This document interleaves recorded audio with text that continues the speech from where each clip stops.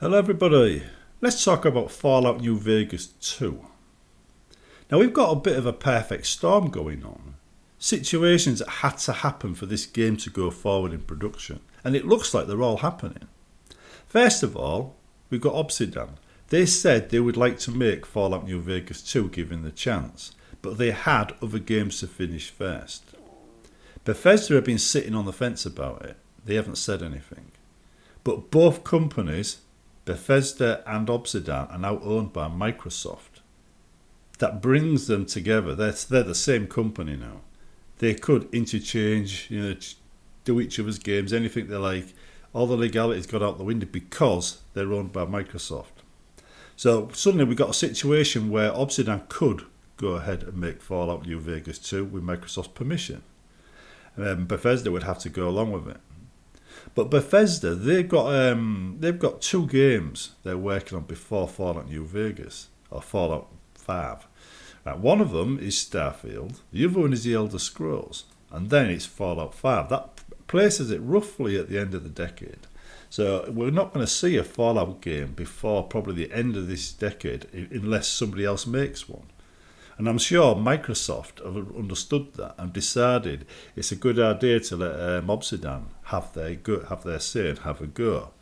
Right? So I think we might see a Fallout New Vegas 2. I mean, it's registered on Steam now, so they're definitely thinking about it. So I think we will see Fallout New Vegas 2, and I think we'll see it roughly at the halfway point between here and the end of the decade. Probably about the same time the Elder Scrolls gets released. That means what we have to look forward to, or we should have to look forward to, Starfield, the Elder Scrolls, and two Fallout games. And a Fallout 5 and Fallout New Vegas 2 this decade. That's what I'm thinking, which is good news because I like the Bethesda games. I like to be able to do things myself in any order I like, and that's why I keep playing them. That's why I keep coming back to them. That's why they're still installed on my system today. There isn't many games that do that.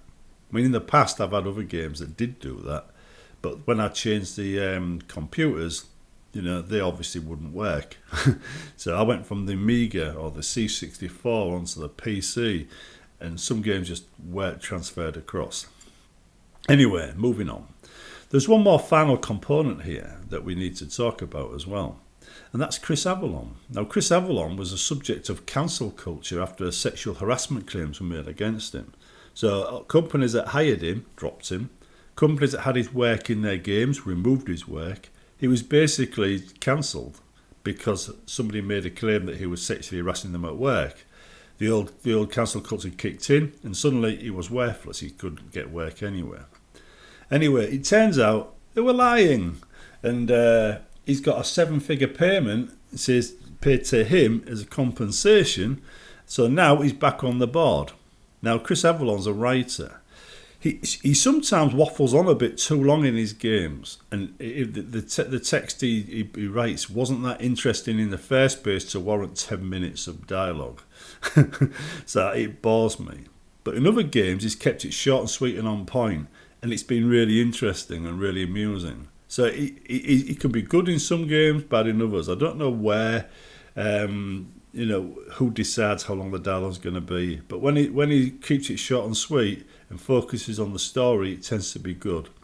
When he goes on a waffle onto side topics, it tends to get a bit monotonous. But he's available, right? He's available. Microsoft and Bethesda, not Microsoft, Bethesda and now Obsidian are both under the Microsoft umbrella. There's an entry on Steam for Fallout New Vegas 2. Obsidian said they want to make a Fallout game, and if we let Bethesda get on with it and nobody else, we will see one for another 7 years probably. So the situation is primed right now for a new Fallout New Vegas 2 game. The question is, will it be on the Fallout 4 engine or the Starfield engine? And should it make any difference? And let's get into that, shall we? If we look at the Fallout 4 engine, it's already looking a bit dated. So the chances are it'll be probably the Starfield engine. So it'll be after Starfield's release and after a few bug fixes that they start, using it.